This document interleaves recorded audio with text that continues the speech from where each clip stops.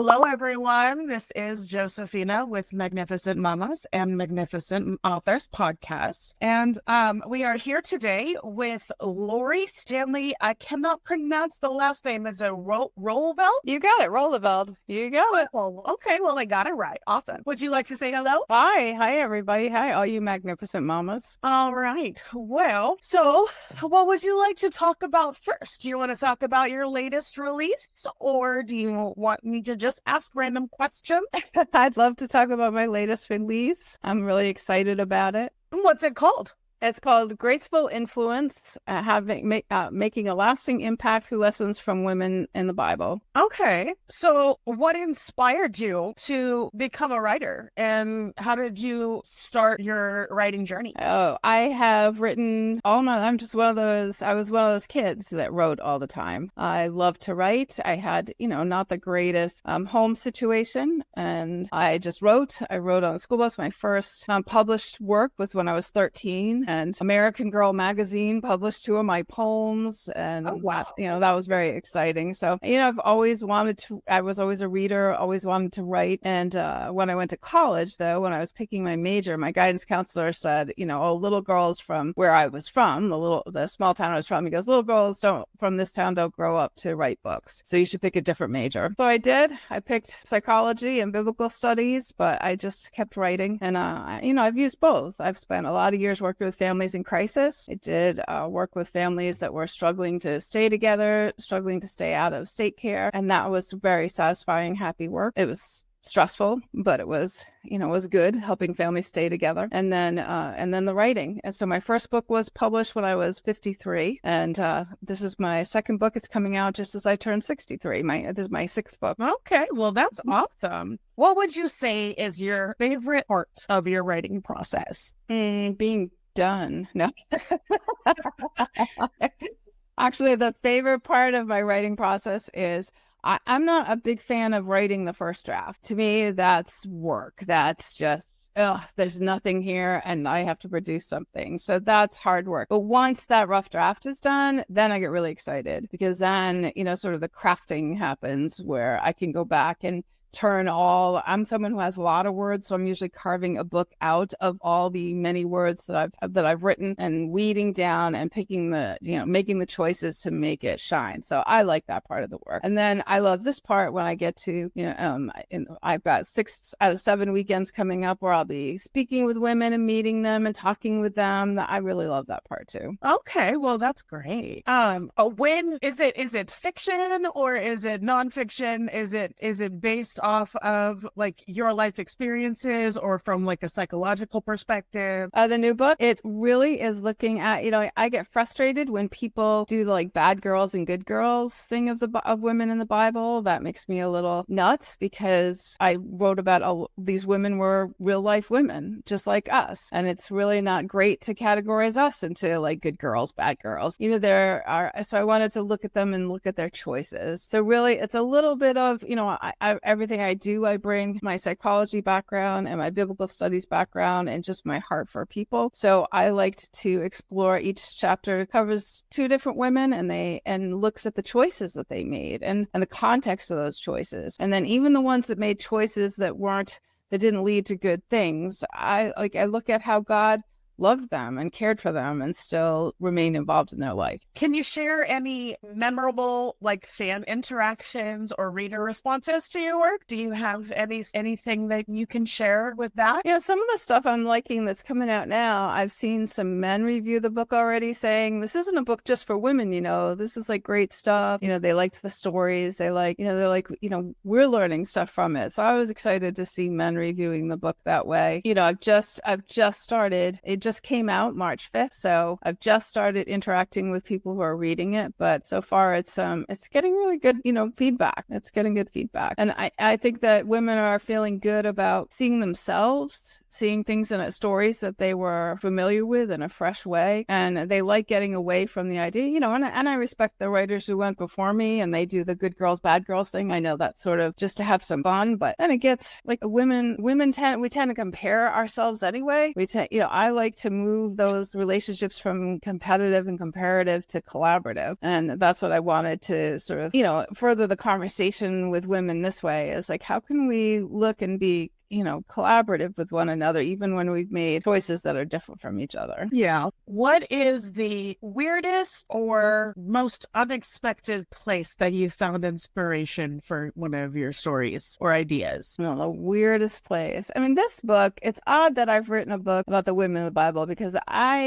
for years and years, I struggled to feel comfortable with other women. I never feel like I fit in, definitely starting in, school as a kid, I didn't feel like I fit in with other girls. And I was always like kind of chunky and serious and studious. And so, I wasn't going to be a cheerleader, and I wasn't going to be in the popular crowd. And that I sort of carried over into my adulthood, me thinking like, never going to find women that I'm going to be close with. A lot of my best friends were guys. I think in my 30s, I started to like rethink that and look at my comfort level with who I am. And that, I stopped blaming other women for my problem, and realized, hey, maybe I need to be more open to other women. And that's when I really developed some, really solid friendships with women that I have even now, and started to appreciate myself, and, could make space for other women to be who they were, and realize like other women who I thought like felt like they were on the inside, they didn't feel like they were on the inside either. They didn't feel like they were included. So, it took a few decades, but so that,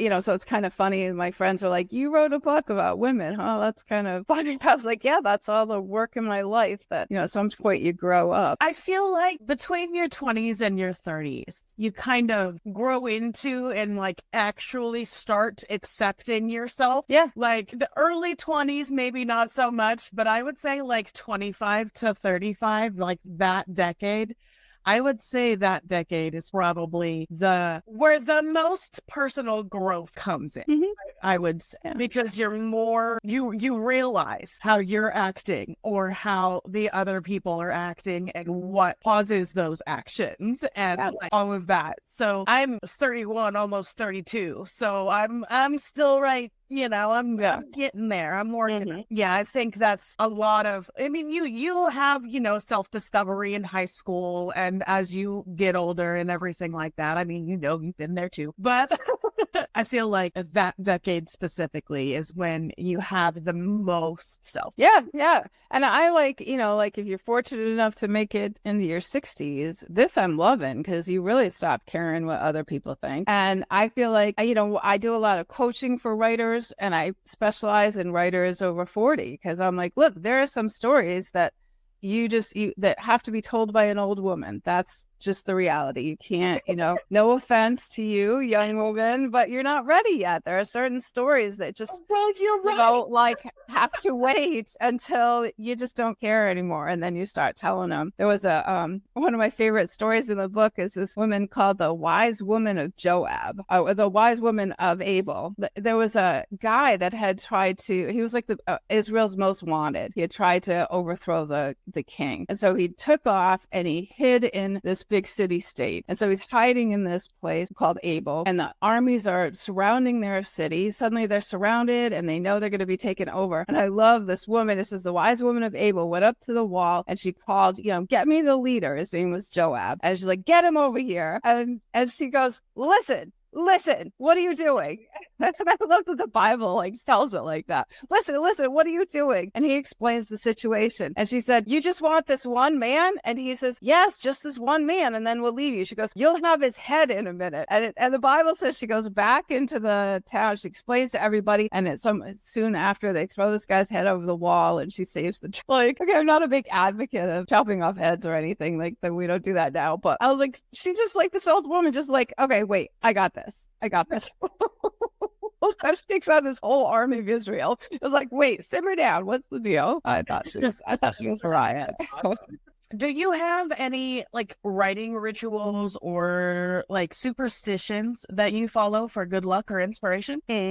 Don't do much for good luck. I certainly have my rituals. I have, I have little things because I'm able to do this full time now. So I'm in my office all day. I have my calendar that I have a perpetual calendar. I'm done working when I switch that calendar at the end of the day. I have certain things that I have to have in place. We I live with my son's family, and I have two teenage grandsons, and they just had a baby. They have a 10-month-old. So we've got teens and toddlers around. So I always have to wait for everybody to go to work, everybody go to school, and then I can sit and get into my own work. So I usually leave my writing when I'm excited about where I am. I never write myself out. Like I write to a place where I'm excited about where it's going next. And then I might jot something down, but I stop there because that gets me back. It keeps me from procrastinating coming back to the work because I'm excited about what's happening next. I think that's my problem when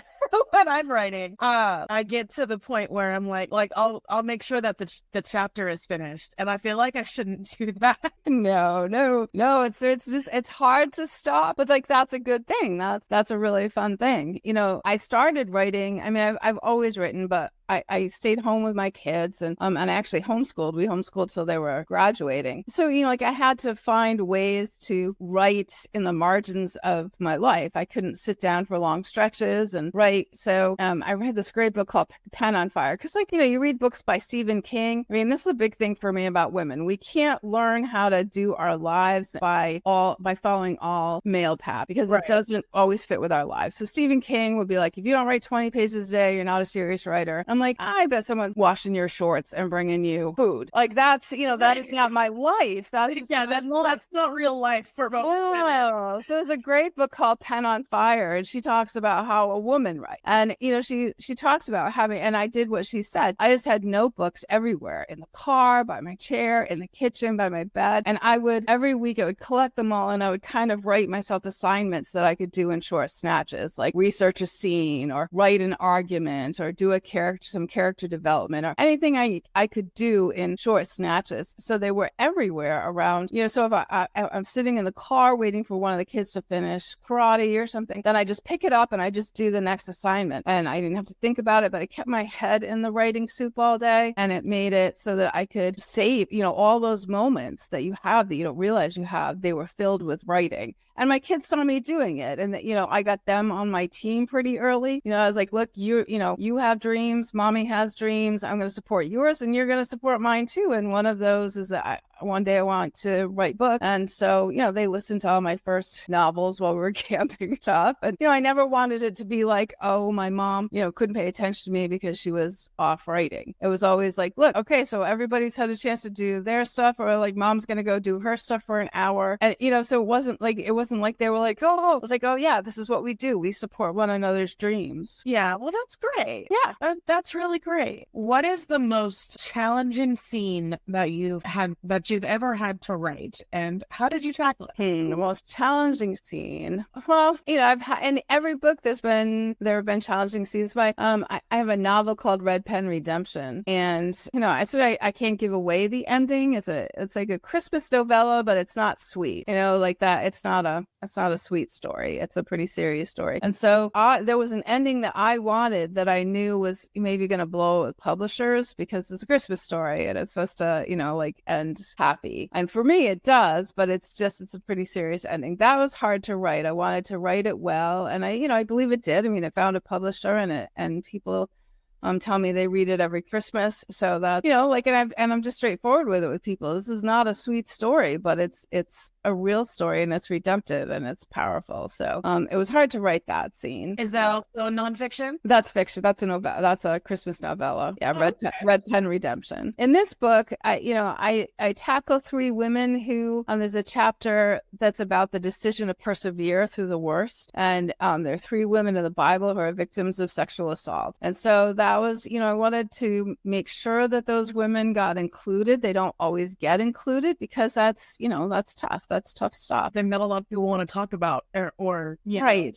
Especially because two of them, we don't hear anything about them after their assaults. And so that's pretty sad. That's, that says to me that they, sort of just, especially back in those times, they just sort of stopped caring about life. But one woman, she perseveres and we do see glimpses of her enough so that I could say, look, this is a tough space and nobody can judge anybody for how they respond to, sexual assault or something that's horrible like that. There's no judgment, but you can choose to survive if you want. You can choose to find a way to move forward. So it was tough to write that, but I have heard from a couple of people that was a very meaningful chapter for them. Right. Well, that's awesome. Yeah, it's hard to sometimes you have to I was just working with a coaching client the other day on a chapter that wasn't quite working, like I always try to draw from something. Like, I love West Wing. I love going to Aaron Sorkin for writing inspiration, and her chapter, she had a lot of heavy information she had to put in there, and yet she, I was like, you can't just like give us this long lecture. It's part of her novel, but like, you can't just lecture us for this whole chapter. I was Right. like, what about, can you work this out like a Aaron Sorkin walk and talk? Can you add movement to what's happening? Can you have things happening around the people? So, add another character, add, some movement and some stuff happening so that this becomes more of a, it becomes more of a dialogue. So usually when I'm stuck, I try to like reference, like find some other, author and literally just steal their, like, okay, how did they deal with having to present something with some boring information, or how did they deal with having to flip something, like what's the can I use them as a template? When you're writing, have you ever, in either your fiction or your nonfictions, have you ever written yourself or someone like as a character in your book? Mm-hmm. And if so, what was it like? What was the experience? Yeah, so I've had 2 experiences like that.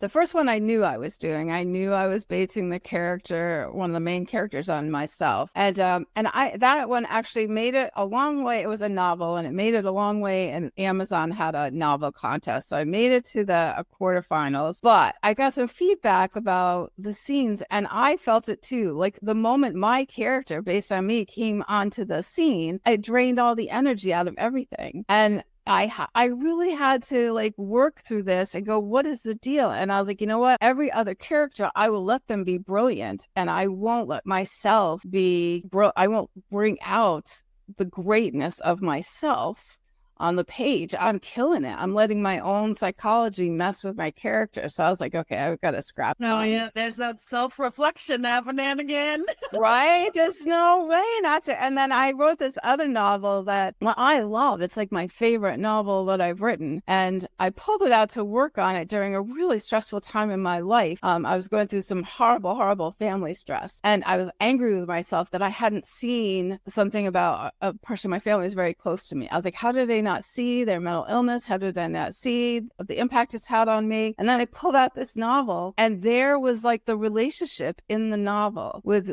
these 2 female characters. And I was like, I did see it. Like, something in me has seen it all along. And it was like so powerfully healing for me to see, like, okay, somewhere in myself, I did know that this was like this. And I did understand the danger of this woman in my life, because here it is. I see it in the novel.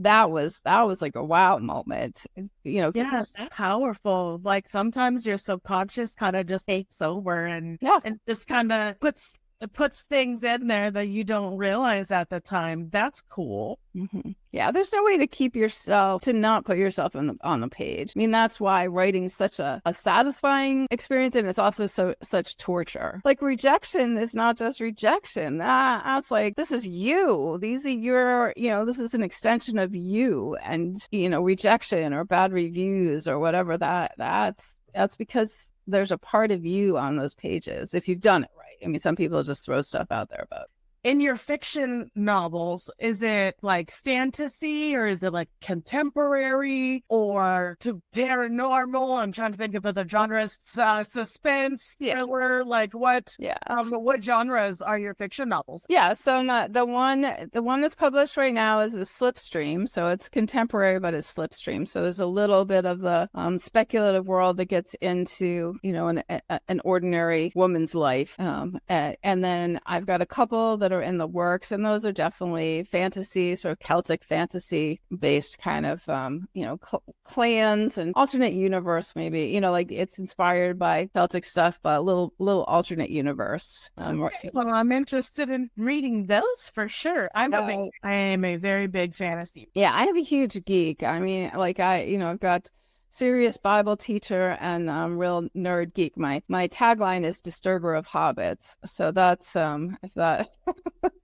So I'm always trying to, like for a long time I was trying to get rid of one part of myself, sort of like, I don't know, divide myself up. And then when I finally realized, like, you know what, I'm just going to bring it all together because for some reason it works for me. So maybe there are other people it'll work for. So my weirdness, my Marvel people, my Marvel superheroes and my Star Trek people and my Celtic fantasy, they all come to my nonfiction and my fiction. So what genre would you be most interested in writing that you haven't written so far? Yeah, definitely. I want to, follow my fiction side more. Right now, my agent has, for the last few years, he's been like, can we stick with nonfiction for a little bit longer and not make the big, once it's a career, publishers care that, you're in a lane and you kind of stick there. But I was like, look, I'm 60, I'll be 63 in April. I'm not going to wait much longer. So I have stuff that I've written, that I've worked on. And I'm thinking of publishing it under a pen name just to start getting it out there. Because some of it is a little, I don't know,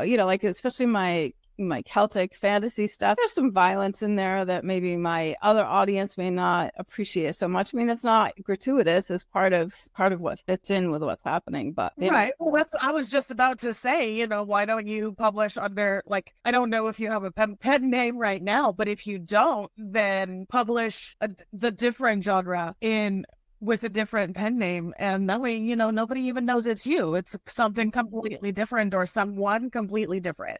Yeah, that definitely appeals to me because I just want to, I'm ready. I can't say anything. So I'm excited about it. I just had a critique by one of the editors who's worked with some big names, and she was really, she really liked it because I was like, look, if I self-publish this, I want to make sure I'm not fooling myself. Can you give me a good critique? Really critique it. And so there are a couple of places that I have to do some switches, but I felt really good about the critique. So I was like, okay, so I'm like getting ready to go one way or the other. We'll see. I don't know. Can you share a piece of writing advice that you found to be particularly helpful, even if it's unconventional? Oh, wow. A piece of writing advice. I can advice all day long. So I'm like, what's that? Like suddenly I'll be blanking. Like, what is that? What is one that's particularly helpful? Well, when I'm working with writers, and my struggle through the years has been, our big struggle, especially before we're published, is like to keep writing and to, because it's hard. It's hard to do. It's hard to find space for it in life. The biggest thing all the time is not necessarily the story you're writing, but it's the story you're telling yourself about your life. And so I think you always have to stop and say, when you're starting to think like, oh, maybe I should quit. I think my life would work if I wasn't trying to write. So like this other stuff. Why am I doing this? You just have to stop and say, wait a minute, what story am I telling myself about what's happening? And, everybody who has ever written has also had a life. And so we find our way to do it. Whenever I was feeling like that, I would take myself to a bookstore or the library, and I would imagine that all those authors suddenly appeared and we were all talking. And, I'm arrogant enough to think like, okay, I would be intimidated by a portion of them, but there's a bunch of them I would think like, how the heck did you get a book published? Like, if you got a book published, I can get a book published. And it would just, bolster me. And remind me like, no, why should I not be up there? Like, look at all those people. They managed to do it. I can do it too. Definitely. Yeah, I've heard a lot of the just keep writing and make sure that it's what you want to write. I've heard a lot of that when I talk to different authors or just in people in general. It's be unapologetically who you are. Kind of leans into writing as well. Like you're writing your story. You're not writing in a way you're writing to please the readers, but at the same time you're telling the story that you want to write, not the other way around. Yeah, especially for like first draft, you just have to write that for you. That is completely for you. That's like nobody's ever going to read this. I am going to write this story that I want to read. And then when you work through the revision or the the editing, That's when you ask yourself, okay, is this something that's going to be relatable? Is this, like, am I communicating well enough for the reader now? But you don't want to bring them in until you got that first draft down. Then you invite the imaginary reader to sit with you and look at it. Yeah, that's when you start to be like, okay, does this make sense? Do I need to move things around here? Do I need to change things here? Like stuff like that. But it's not like, okay, so this doesn't go to the story at all. Let me just completely just trash it. Not usually, anyway. There are some things that you're just like, nope, I can't do that right now. Like that needs to move, or something. Right. Yeah, no, I totally understand that. Yeah. And you don't have to delete anything. You just pull out your darlings and put them in a lovely darlings file. Say, you know what? It's okay. You're a beautiful, beautiful scene. Just probably not for this novel. So you're just going to go sleep here for a while. Yeah, you can totally go back to it and just be like, yep, I'm going to pick you and you're going to go right here. That way you don't have to rewrite everything all over again. So are your book available on Kindle Unlimited and ebooks and paperbacks and all that? Some are in unlimited, depends on the publisher, but they're all wherever you find books, my books are. And if listeners need to find me, they can Google Disturber of Hobbits, and or I have my coaching site is Take Heart Coaching and Freelance. So I have writer advice there and other things to glean. All right, well, we'll make sure to share all of your socials that you gave us in the form and everything, and we'll make sure to the link to where all your books are available and so on and so forth when we post the podcast as well. Great. So thank you so much for joining us today. Well, thank you, and tell Heather I hope she feels better. Yeah. I definitely will. Hopefully she will be back at work tomorrow and feeling much better. Right. All right. It was nice to meet you. Nice to meet you. Thanks so much. Bye.